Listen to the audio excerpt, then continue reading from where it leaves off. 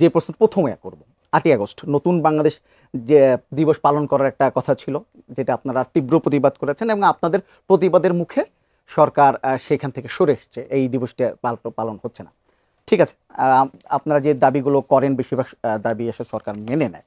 তো আমার প্রশ্ন আসলে ওখানে না, আমার এই বিষয়টি নিয়ে আপনি একটা স্ট্যাটাস দিয়েছিলেন, সেখানে আপনি লিখেছিলেন যে ৮ আগস্ট দ্বিতীয় স্বাধীনতা শুরু হয়নি, দ্বিতীয় স্বাধীনতা নষ্টের ছাড় দেওয়ার এবং বিপ্লব বেহাতের কর্মযজ্ঞ শুরু হয়েছে। ৮ই আগস্ট তো যে সরকার গঠিত হলো, আপনারাই তো সেই সরকার গঠন করলেন, আপনাদের পছন্দের লোকজনই নিয়ে সেই সরকার গঠন করা হলো। তাহলে আপনি কেন বলছেন যে ৮ আগস্ট আসলে দ্বিতীয় স্বাধীনতা নষ্টের, ছাড় দেওয়ার, বিপ্লব বেহাতের কর্মযজ্ঞ শুরু হয়েছে, এগুলো কেন বললেন? আপনাকে ধন্যবাদ। আপনাদের এই যে নতুন প্রোগ্রাম, এই প্রোগ্রামের সফলতা কামনা করি। আমরা বিশ্বাস করি আপনাদের যে নাম স্বাধীন সংলাপ, এটার সাথে আপনারা জাস্টিস করবেন। বরাবরই আমরা সেই স্বাধীনতা এই সংলাপে দেখতে পাবো সবসময়। প্রথম কথা হচ্ছে, একটু আগে একটা কথা বলেছেন যে আমরা যেগুলো বলি বেশিরভাগই সরকার মেনে নেয়, এটার সাথে একমত নই। আসলে যৌক্তিক যদি হয়, বাংলাদেশের মানুষের যদি এটার সাথে পারসেপশন থাকে এবং মতামতের একটা ঐক্যমত্য থাকে, তখন সেটা মেনে নেওয়া হয়। আর যদি মেনে নিত তাহলে এতদিন আমরা ঘোষণাপত্র পেতাম, জুলাই সনদে পেতাম, আরও অনেক কিছুই হয়তো পেতাম, যেটা আমাদের প্রত্যাশা অনুযায়ী পাইনি। সেই জায়গা থেকে এই স্ট্যাটাসটা দেয়া। আসলে আপা কিন্তু আমাদের অভ্যুত্থানের সহযোদ্ধা, আমরা একসাথে শহীদ মিনারে 3 আগস্টে ছিলাম, তো আরও রাজপথেও থাকা হয়েছে। তাদের লড়াইটা আমাদের চেয়ে অনেক দীর্ঘ। তো একটা জিনিস কি, ওই 5ই আগস্টের কথা যদি আমরা মনে করি, ইভেন 3ই আগস্টের কথা যদি মনে করি, আমাদের শরীর এখনো শিউরে ওঠে।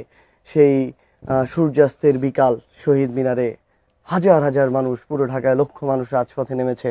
5ই আগস্টে কোটি মানুষ রাজপথে নেমেছে। এক একজন মানুষ খুশিতে চিৎকার করে কান্না করেছে। মানে এই শব্দগুলো একটা আরেকটার সাথে যায় না, বিপরীত, কিন্তু এটাই হয়েছে। মানুষের এই দীর্ঘ যুগের বেশি সময়ের ক্ষোভ, রাগ, অত্যাচার, নির্যাতন, মানে মনে হচ্ছিল মানুষের ওই দিন, যে মানুষ এতদিন ধরে একটা জেলখানায় ছিল, পুরো দেশটা একটা জেলখানা ছিল, এবার মুক্তি পেয়েছে মানুষ।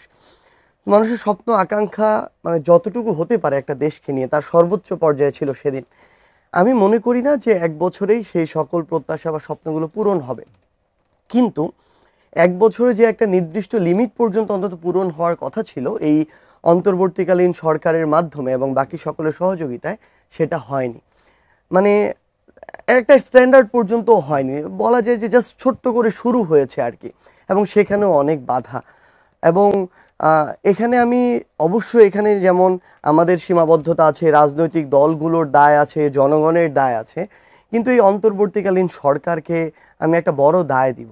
আমার কাছে মনে হয়েছে যে এই অন্তর্বর্তীকালীন সরকারের যারা উপদেষ্টা পরিষদে আছেন, তাদেরকে উপদেষ্টা হিসেবে ঠিক করার জন্য যখন বিভিন্ন মতামত নেওয়া হচ্ছিল, তখন আরেকটা ক্রাইটেরিয়া যোগ করা দরকার ছিল, যে এই অভ্যুত্থানে রাজপথে উনি একদিনের জন্য ছিলেন কিনা। মানে যারা একদিনের জন্য এই রাজপথে নামেনি, তাদের উপদেষ্টা হওয়ার কোনো যোগ্যতা আসলে থাকা উচিত ছিল না। সে তার পূর্বের ক্যারিয়ারে যতই সৎ হোক না কেন, যতই দক্ষ হোক না কেন, এই জিনিসটারই এখন আসলে অনুভব হয় যে ওইটা একটা আমাদের সীমাবদ্ধতা ছিল। আর আরেকটা জিনিসের দ্বিমত জানিয়ে রাখি, এই উপদেষ্টারা আমাদের পছন্দের উপদেষ্টা, এটা একটা ভুল কথা। আচ্ছা, এখানে ওই 5ই আগস্ট পরবর্তী সময় আপনি দেখে থাকবেন, 5ই আগস্ট বিজয় নিশ্চিত হওয়ার পরে প্রথম আমাদের সামনের সারির নেতৃত্বের কয়েকজন বিএনপির ভারপ্রাপ্ত চেয়ারম্যান জনাব তারেক রহমানের সাথে অনলাইনে কথা বলে। সেখানে ছাত্র দলের সেক্রেটারি নিজে ছিলেন, আরও অন্যান্য রাজনৈতিক দলগুলোর সাথে কথা হয়। এটা 5ই আগস্ট ওই বিকাল বেলায়। আবার আপনি দেখবেন 5ই আগস্ট থেকে 8ই আগস্টে এই মধ্যবর্তী যে সময়টা, বিএনপির সাথে কথা হয়েছে, অন্যান্য জামায়াত থেকে শুরু করে অন্যান্য রাজনৈতিক দলের সাথে কথা হয়েছে, সিভিল সোসাইটির সাথে কথা হয়েছে, বুদ্ধিজীবী সমাজ যারা, সেনাবাহিনী থেকে শুরু করে সকলের সাথে কথা হয়েছে। তারা দুইটা জায়গায় স্পষ্ট মত দিয়েছে। এক, তাদের পক্ষ থেকে এই মতামত এসেছে, উনাকে নেওয়া যেতে পারে, উনাকে নেওয়া যেতে পারে, উনাকে নেওয়া যেতে পারে। তারা কেউ কোনো দলের পোস্টের ব্যাপারটা এমন না, কিন্তু মতামত এসেছে, ওনাদের নেওয়া যেতে পারে। আবার মনে করেন কেউ একজন, সাপোজ ধরেন আমাদের মধ্য থেকে কেউ যদি একজনকে উপদেষ্টা হিসেবে নেয়ার এখানে মতামত দিয়ে থাকে, ওই লিস্ট দেখে যদি বিএনপির মনে হয়েছিল তখন যে ওনাকে রাখা যাবে না, কেটে দিয়েছে। যার নাম কোনো একটা স্টেক বা অংশীদার তখন কেটে দিয়েছে, তাকে আর উপদেষ্টা পদে নেওয়া হয় নাই। তো এখানে সকলের মতামত ছিল, অংশগ্রহণ ছিল। আমাদেরকে এটা দিয়ে দেওয়া হয় কেন? কারণ যেহেতু আমরা ওই অভ্যুত্থানের বা ওই লড়াইয়ের সামনের সারিতে নেতৃত্বের জায়গায় থেকেছি। কিন্তু আসলে মানে খারাপ লাগাটা কোন জায়গা থেকে, আমাদের এই যে উপদেষ্টা পরিষদে যারা আছেন আমি মনে করি তাদের হয়তো পূর্বে তাদের যে পেশা ছিল বা দায়িত্ব ছিল সেখানে তারা সৎ ছিলেন, দক্ষ ছিলেন, তারা সব সময় ওই জায়গায় পূর্ণ পেশাদারিত্বের পরিচয় দিয়েছেন। কিন্তু এই মানুষগুলোর আসলে এই অভিজ্ঞতাটুকু নেই কিভাবে হয়তো একটা মন্ত্রণালয় চালাতে হয়, একটা দেশের একটা অংশ চালাতে হয়। এই জায়গায় তারা এই সিস্টেমটা বুঝতে গিয়ে এবং এই বুঝতে গিয়ে গতানুগতিক যেই গতিতে সংস্কারটা হয় বা কাজ হয় একটা নির্বাচিত সরকারে, এই উপদেষ্টা মণ্ডলীর অনেকেই তার চেয়ে অনেক ধীর গতিতে কাজ করেছেন। ফলে আমাদের কাঙ্ক্ষিত যে সংস্কারটা যেটা হওয়া দরকার ছিল আরো সাহসিকতার সাথে বোল্ডলি, সেটা আমরা দেখতে পাই না। ওই আফসোসের জায়গা থেকে এটা বলা। আপনি তিনজন যে ছাত্র উপদেষ্টা বা শিক্ষার্থী প্রতিনিধি ছিলেন তারা কেমন করছেন উপদেষ্টা হিসেবে? আমাদের 3 জন ছিলেন, এখন তাদের জায়গা থেকে 2 জন আছেন। আমি জাস্ট আপনাদেরকে এটা শুধু আমি ইভেন জনগণের উপরেও ছেড়ে দিতে চাই, মানে যতজন উপদেষ্টা আছেন এদের মধ্যে যদি 3 ভাগের 1 ভাগ ধরেন 7 জন বা 8 জন যদি লিস্ট করা হয় তার মধ্যে ওই 3 জন থাকবেন। মানে যেটুকু কাজ আপনি দেখতে পাবেন আসলে তাদের ভিতরে ওই যে একটা বললাম না একটা তাড়না আছে যে আমার কিছু করে যেতে হবে, আমি মুখ দেখাবো কিভাবে, আমার একটা দায়বদ্ধতা আছে। কিন্তু আপনি এটা দেখবেন এই 22 জন উপদেষ্টা অনেকে নাম আমরা কেউ জানিই না, অনেকে বাংলাদেশের মানুষ কোনোদিন দেখেও নাই। সো ওই যে মানে মন্দের ভালো তাদেরও কিন্তু এই অভিজ্ঞতা নাই, তার মাত্র ফ্রেশ গ্র্যাজুয়েট এক একজন, তাদের এই অভ্যুত্থানের লড়াইয়ের অভিজ্ঞতা। কিন্তু বাকি যারা বসে আছে এক একজন জীবনে 30, 40, 50 বছর খালি কাজ করিয়েছেন বিভিন্ন জায়গায়, কিন্তু তাদের চেয়ে অন্তত মন্দের ভালো হিসাবে আমরা অনেক ভালো পেয়েছি যারা এই ইয়াং জেনারেশনের প্রতিনিধিত্ব সেখানে ছিলেন। রুমিন ফারহানা, আপনার কাছে আসলে একই ধরনের প্রশ্ন। 1 বছর হয়ে গেল, যদি অভ্যুত্থানের বলে 1 বছর মোটামুটি হয়ে গেল। 1 বছরের প্রত্যাশা ছিল অনেক, প্রাপ্তি কতটুকু আপনার কাছে মূল্যায়ন কিরকম, যে আসলে 1 বছর কেমন গেল? দেখুন, বাংলাদেশে যখন মুক্তিযুদ্ধ হয় এটাকে আমরা জনযুদ্ধ বলি।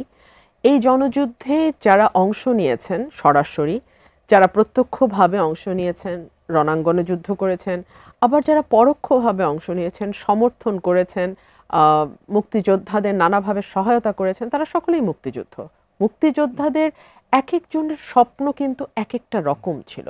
হ্যাঁ, সবাই স্বাধীন বাংলাদেশের স্বপ্ন দেখেছে, কিন্তু কেন তারা স্বাধীন বাংলাদেশ চায় সেটা একজন কৃষক বা একজন শ্রমিক বা একজন একেবারে সাধারণ শ্রমজীবী মানুষ যেইভাবে চেয়েছে, একজন শিক্ষিত মধ্যবিত্তের কাছে চাওয়াটা ছিল ভিন্ন, আবার আরেক শ্রেণীর কাছে হয়তো চাওয়াটা আরেক রকম ছিল। সো এক একজনের এক এক রকম চাওয়া, এক এক রকম স্বপ্ন, তার কতটুকু পূরণ হয়েছে কতটুকু হয়নি সেই হিসাব নিকাশ হতে পারে। একই রকমভাবে জুলাইয়ের যে গণ আন্দোলন, গণ অভ্যুত্থান, 1.5 মাস বলি, আসলে এটা 36 দিনের, হ্যাঁ 36 দিনের যেই লড়াই, এই 36 দিনে 1,500 প্রাণ একেবারে অকাতরে বিলিয়ে দেওয়া দেশের জন্যে, 20 থেকে 25 হাজার মানুষ পঙ্গুত্ব বরণ করা, আহত হওয়া, অনেক মানুষের চোখ হারানো, কয়েকজন শিশু এই 36 দিনে নিহত হয়েছে। সো আমাদের এক একজনের চোখে এই 36 দিন কিন্তু এক এক রকম। ধরুন, যে রিক্সাওয়ালাটি স্যালুট দিচ্ছিল, যার ছবিটি ভাইরাল হয়েছে, সে আশা করেছিল যে সে চালের দামটা আর একটু কম হয়তো তার জন্য হবে, কিংবা যে রিক্সাওয়ালাটি একটা লাশ বহন করে নিয়ে গেছিল ঢাকা মেডিকেল কলেজে, ওনার সাথে আমার কথা হয়েছে। আমি বলেছি, আপনার কি মনে হয়েছিল ওই সময়? উনি বলছেন, আমি কিছু বুঝতে পারিনি, আমার কিছুই মনে হয় না, আমার শুধু মনে হচ্ছে আমার নিজের একটা ছেলে এই বয়সের, এই ছেলেটিকে আমার বাঁচাতে হবে, এর বাইরে আমার আর কোনো চিন্তা ছিল না। সো এক একটা মানুষ তার যুদ্ধ, তার অবদান, তার স্বপ্ন একেবারেই ভিন্ন ভিন্ন 36 দিনের। তবে এই 36 দিনের কিন্তু একটা বিরাট প্রাপ্তি আছে। আমরা যারা দীর্ঘ 17 বছর লড়াই করেছি এবং খুব রেগুলার বেসিসে আমরা মাঠে, ময়দানে, মিডিয়াতে আমাদের প্রতিপক্ষের সঙ্গে বসতে হয়েছে, কথা বলতে হয়েছে, লড়াই করতে হয়েছে, ক্রমাগত আমাদের শুনতে হতো, এখন আপনারা কি করবেন? মানে শেখ হাসিনা একজন অজেয় অমর একজন ব্যক্তি, যিনি তার জীবদ্দশায় আর কখনো বাংলাদেশের রাষ্ট্র ক্ষমতা থেকে উনি নামবেন না, এরকম একটা পারসেপশন ধীরে ধীরে ছড়িয়ে দেয়া হচ্ছিল আওয়ামী লীগের তরফ থেকে। সেই পারসেপশনটার বিরুদ্ধে দাঁড়িয়ে এই 36 দিনে বাংলাদেশের মানুষ আবারও প্রমাণ করেছে যে ঐক্যবদ্ধভাবে যদি তারা কোনো সত্যের পক্ষে গিয়ে দাঁড়ায়, তাহলে কোনো দুষ্কৃতিকারী, কোনো মাফিয়া কিংবা কোনো ফ্যাসিস্টের পক্ষে তার ক্ষমতাকে প্রলম্বিত করা সম্ভব নয়। এই 36 দিনে আমি যখন আমার ভাই বলছিলেন যে আমি গিয়ে শহীদ মিনারে দাঁড়িয়েছি, তার আগের দিন আবার আমি যারা গান এবং কবিতার সঙ্গে যুক্ত মানে সাংস্কৃতিক আন্দোলন গড়ে তুলছিলেন তাদের সঙ্গে আমি গিয়ে দাঁড়িয়েছিলাম হচ্ছে ধানমন্ডির ওই 27 নম্বরের ওই দিকটাতে। তো আমাকে যখন বারবার প্রশ্ন করা হচ্ছিল আপনি কেন এসছেন, আপনি কোনো দলের এজেন্ডা থেকে এসছেন কিনা, আমি তখন বলেছিলাম আমি কোনো দল থেকে আসিনি, আমি বাংলাদেশের নাগরিক এবং আমি আমার নাগরিক অধিকারকে ফিরে পাওয়ার জন্য এখানে এসে যুক্ত হয়েছি। অর্থাৎ ওই 36টা দিন আপনি বিশ্বাস করেন কোনো মানুষ তার রাজনৈতিক পরিচয়টাকে সামনে এনে লড়াইটা করেনি। সবাই বাংলাদেশের নাগরিক, বাংলাদেশকে মুক্ত করতে হবে এবং তারা মুক্ত করেছে। সো 36 দিন হচ্ছে আমাদের বিজয় গাথা। এক বছর তাহলে আপনার কাছে মোটামুটি ভালো না, এক বছরের আমি কিন্তু 36 দিনের কথা বলেছি আমার বিজয়ে, কিন্তু তারপরে ওই যে বললাম স্বপ্ন, এক একটা মানুষের এক এক স্বপ্ন, সেখানে অনেক হোঁচট খেয়েছি, অনেকবার হোঁচট খেয়েছি। ধরুন আমি একজন নারী এবং একজন রাজনৈতিক কর্মী, হাসিনার আমলে আমাকে যেভাবে মেলাইন করা হয়েছে, আমার স্বপ্ন ছিল নতুন বাংলাদেশে আমাকে সেভাবে মেলাইন করা হবে না। আমার স্বপ্ন ছিল নতুন বাংলাদেশে আমাকে নিয়ে ভুয়া সংবাদ হবে না। আমার স্বপ্ন ছিল নতুন বাংলাদেশে আমার যুক্তির বদলে আমি আরেকটা ধারালো যুক্তি মধ্যে পড়ব। আমি কেমন ব্যক্তি বা আমি নারী না পুরুষ, আমার পারিবারিক জীবনে কোন কোন সদস্য আছেন বা কোন কোন সদস্য নেই, সেই আলোচনাগুলো হতে পারে না পাবলিক ফোরামে। এই ভদ্রতা, এই সভ্যতাটুকু আমি আশা করেছিলাম, আমি পাইনি। সো এক একজনের ব্যথা, এক একজনের হতাশা এক এক রকম। এই হতাশার জায়গা থেকে যদি স্যার আপনাকে একটু জিজ্ঞেস করি যে গণঅভ্যুত্থানে এক বছর এসে আপনাদের প্রথম সারির অনেক সহযোদ্ধারা গণঅভ্যুত্থানের পরবর্তী অবস্থা নিয়ে অনেক হতাশা প্রকাশ করে স্ট্যাটাস দিয়েছেন। আমি যদি উমা ফাতেমার কথা বলি, তিনি দেখেছেন নিশ্চয়ই, তিনি স্ট্যাটাস দিয়েছেন এবং তার স্ট্যাটাসের মধ্যে মানে এক বছর নিয়ে তার একটা হতাশার কাজ করছে। এখানে এসে আপনার উপলব্ধিটা কি যে আপনার সহযোদ্ধারা অনেকে আসলে হতাশ হয়ে পড়ছেন এক বছরের মধ্যে? না, এটা অ্যাকচুয়ালি একটু আগে জাস্ট আপা যেটা বললেন এটার সাথে আমি একদম পুরোপুরি এগ্রি করি, যে এক একজনের এক্সপেকটেশন এক এক রকম, চিন্তা ভাবনা এক এক রকম, আদর্শ এক এক রকম, তো এক একটা স্বপ্ন ছিল এক একজনের।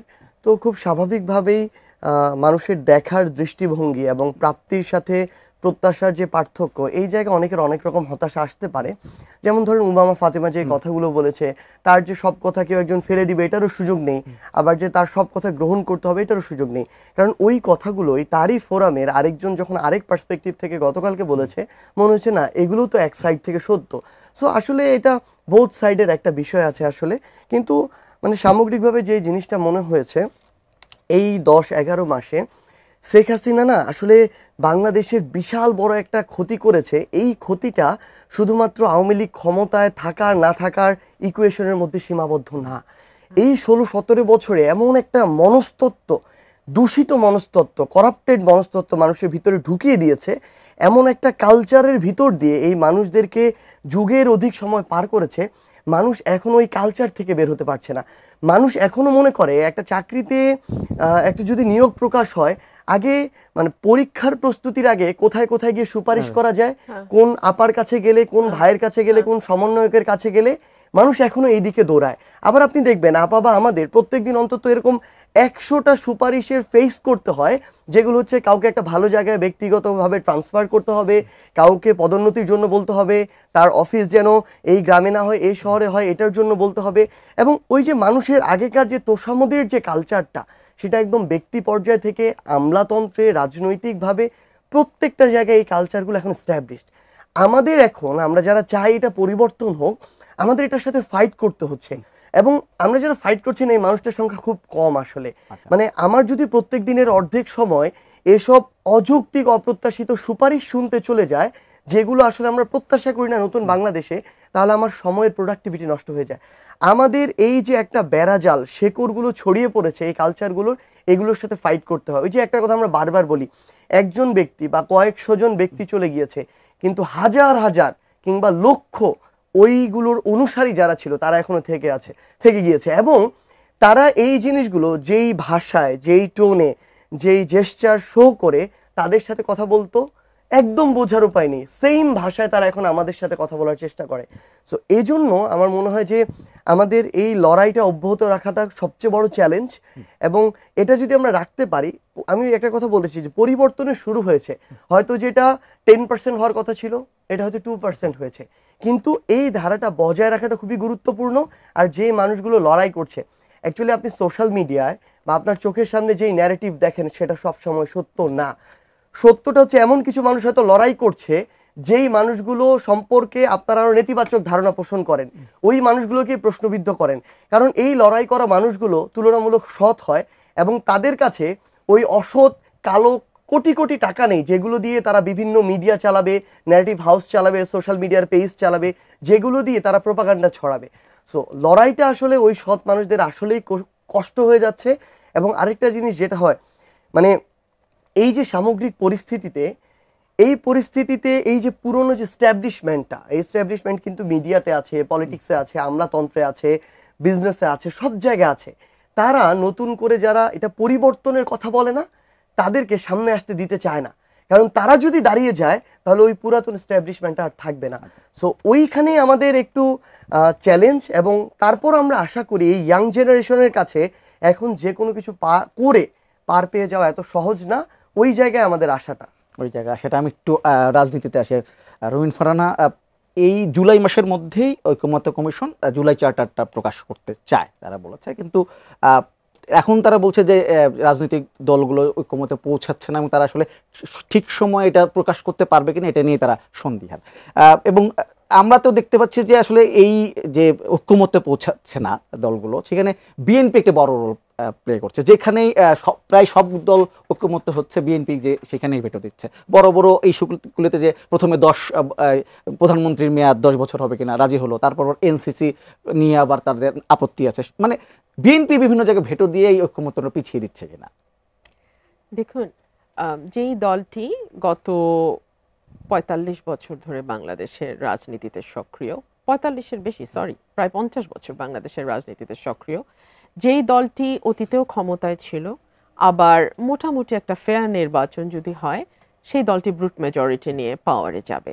সুতরাং তার পলিটিক্যাল ক্যালকুলেশনের সঙ্গে যেই দলটি অতীতে হয়তো নিজের মার্কায় 2টা বা 3টা আসন পেয়েছে, আর অন্যের সঙ্গে জোটবদ্ধ হলে হয়তো 10টা বা 15টা আসন পেয়েছে, এবং আগামীতে নির্বাচন হলেও তেমন কোনো আসন পাওয়ার সম্ভাবনা নাই, তার ইকুয়েশন তো এক হবে না। আবার ধরুন, যে দলটি একেবারে নতুন গঠিত হয়েছে, সেই দলটির এখন নিবন্ধনের চ্যালেঞ্জ আছে, সেই দলটির রুট লেভেলে পৌঁছানোর চ্যালেঞ্জ আছে, জনগণকে সংগঠিত করবার চ্যালেঞ্জ আছে, ভোটের মাঠে একটা প্রভাব ফেলবার চ্যালেঞ্জ আছে। সো তাদের চাওয়া পাওয়ার সঙ্গে আবার অন্যদের চাওয়া পাওয়া মিলবে না, এটাই স্বাভাবিক। এটার মধ্যে আমি কোনো অন্যায় কিছু দেখি না। এবং যখন বিভিন্ন রাজনৈতিক দল একসাথে আলোচনায় বসে, তখন প্রত্যেকটা দলই কিন্তু তার নিজের দলের হিসাব নিকাশ এবং কৌশল থেকে কোনো কোনো প্রস্তাবে একমত হয়, কোনো কোনো প্রস্তাবে দ্বিমত হয়। আপনি দেখুন, বেশ কয়েকটি ব্যাপারে কিন্তু দলগুলো ঐক্যমতে পৌঁছেছে, ইনক্লুডিং বিএনপি। ফর এক্সাম্পল, 10 বছরের বেশি বাংলাদেশে কোনো প্রধানমন্ত্রী এক ব্যক্তি হতে পারবেন না। আমরা দেখলাম 70 অনুচ্ছেদের ব্যাপারে এক ধরনের ঐক্যমত্যের সৃষ্টি হয়েছে। আমরা দেখলাম সংসদে উচ্চকক্ষ নিম্নকক্ষ, ঠিক আছে, ভোট কিভাবে হবে সেটা নিয়ে মতভিন্নতা আছে, বাট দুটো কক্ষ যে হবে এই ব্যাপারে কোনো ভিন্ন মত নেই।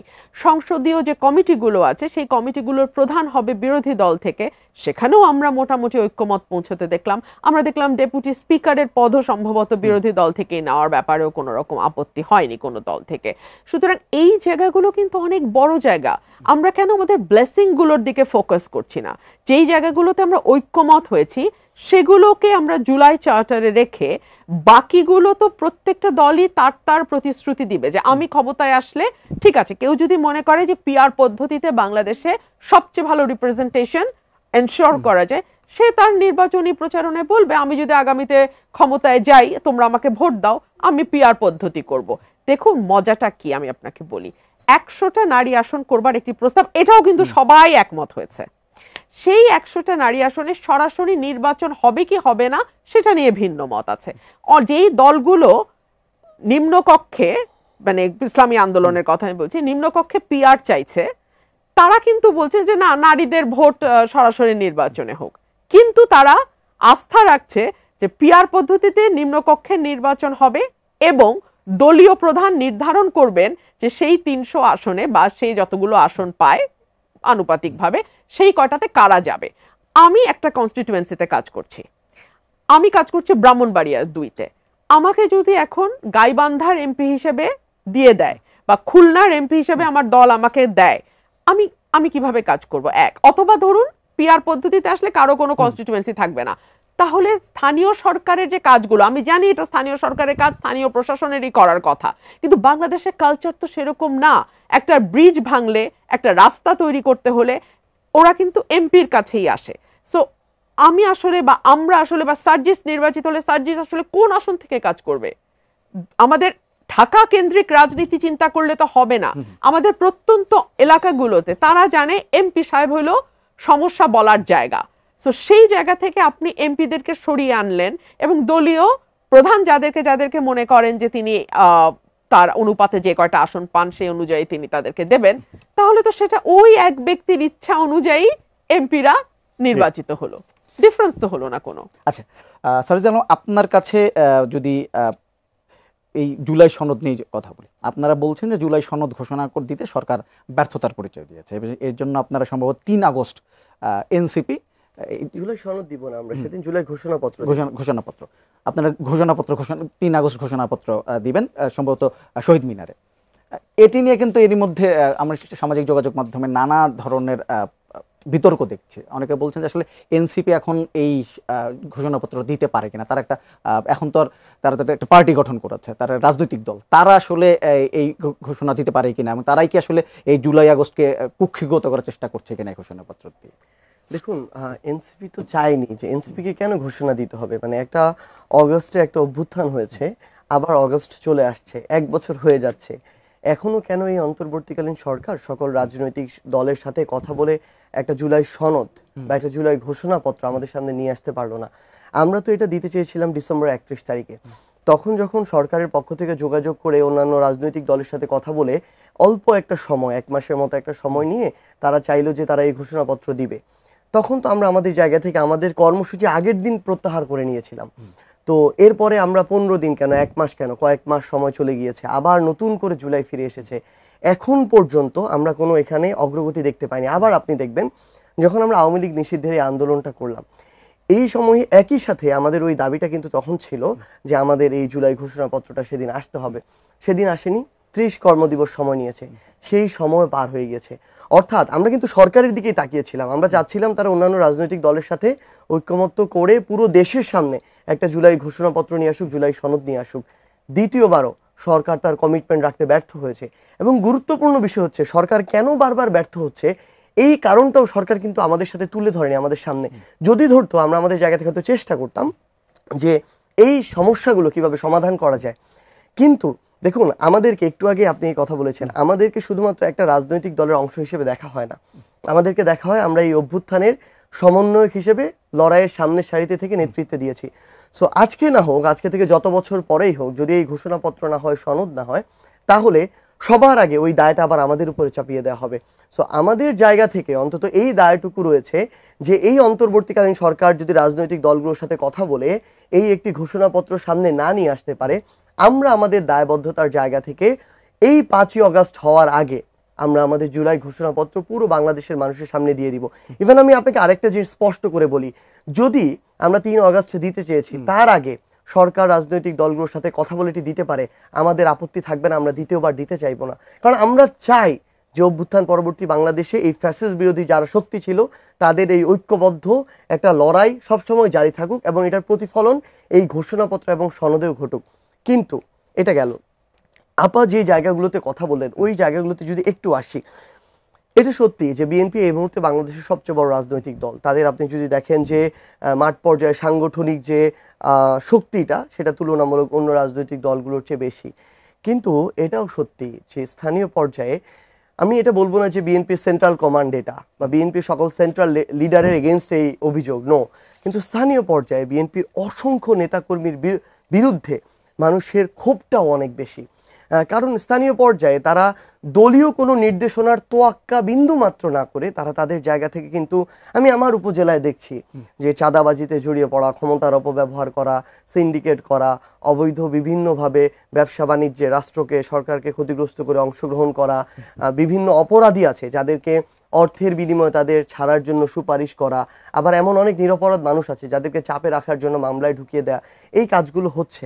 সো আমাদের জায়গা থেকে আসলে প্রত্যাশার জায়গা কোনটা, যে এই যে স্থানীয় পর্যায়ে তাদের যেন ওই জায়গাটুকুতে আরো স্ট্রং, তারা ব্যবস্থা নিচ্ছে, একেবারে বলবো না যে নিচ্ছে না, কিন্তু আরো স্ট্রং কমান্ড এবং ওই অনুযায়ী ব্যবস্থা নেওয়াটা ইম্পর্টেন্ট।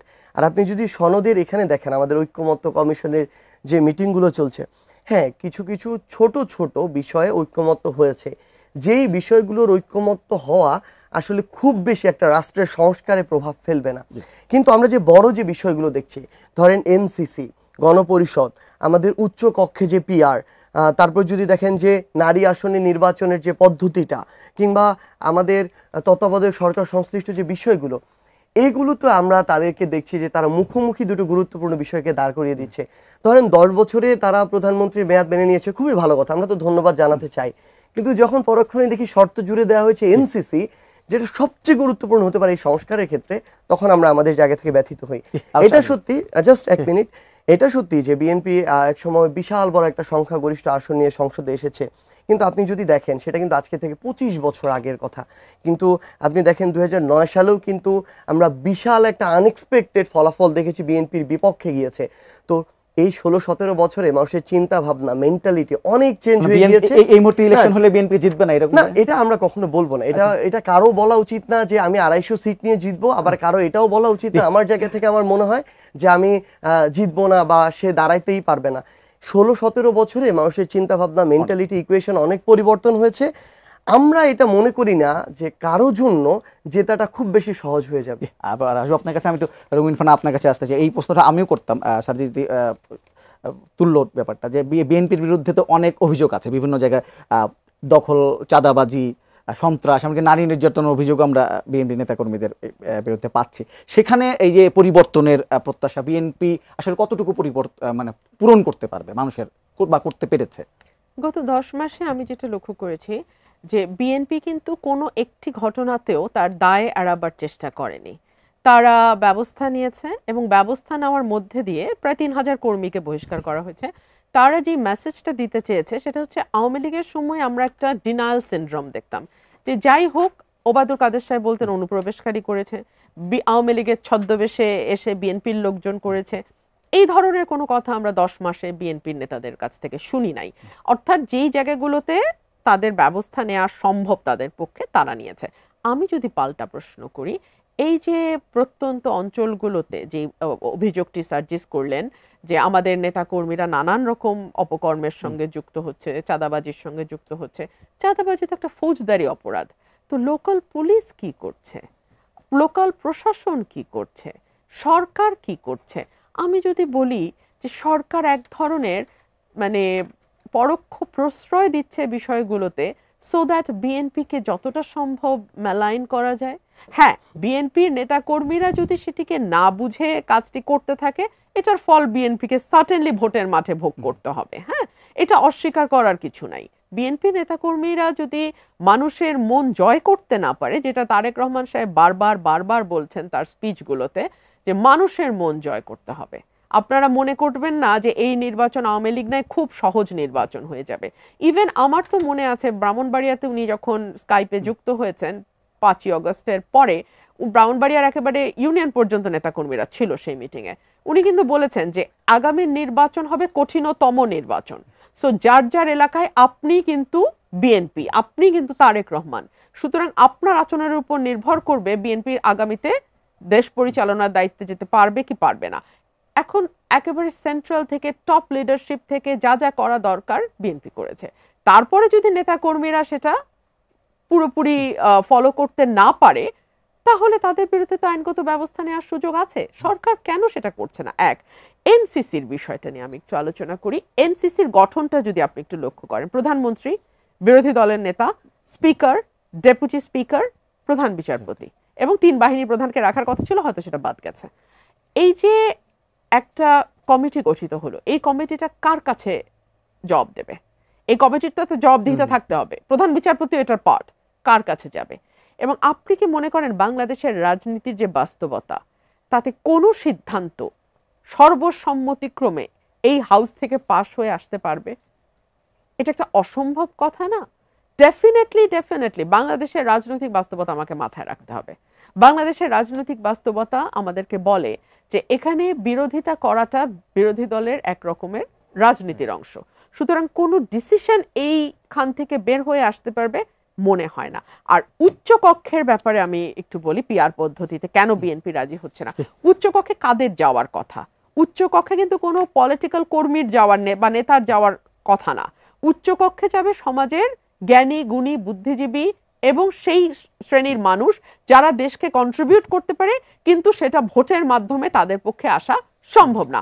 সো তারা যদি বিএনপি নমিনেটেডও হয়, তারা তো তাদের সেই স্বাধীন সত্তা রেখেই কাজ করবেন বলে আমরা আশা করি। সেই কারণেই তো উচ্চকক্ষ।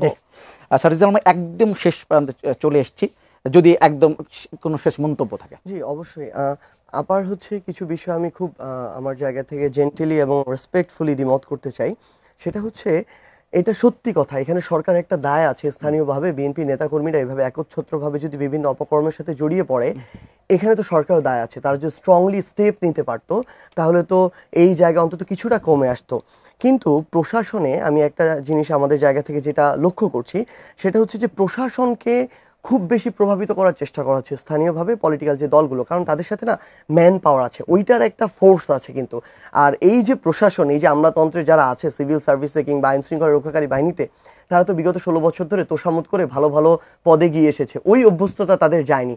সো রাজনৈতিক নেতাকর্মীরা আবার কিছু ক্ষেত্রে না চাইতেও অনেক আইন শৃঙ্খলা রক্ষাকারী বাহিনীর সদস্য তাদের কাছে গিয়ে তোষামোদি শুরু করে দেয়, তাদের পক্ষে অযৌক্তিক হলেও কথা বলা শুরু করে দেয়। তবে আমরা স্থানীয়ভাবে কিছু কিছু বিএনপি নেতাকর্মীর এই ডমিনেটিং এবং প্রভাবিত করার মনোভাব দেখেছি। আপনি দেখবেন চট্টগ্রামের বিএনপির একটা ইউনিটের আহ্বায়ক এভাবে বলেছেন, হয় বিএনপির কথা শুনবে, না হয় ইউনোগিরি ওসিগিরি ছেড়ে চলে যেতে হবে। সো এই জিনিসগুলো না আমাদেরকে একটু শঙ্কায় ফেলে দেয়।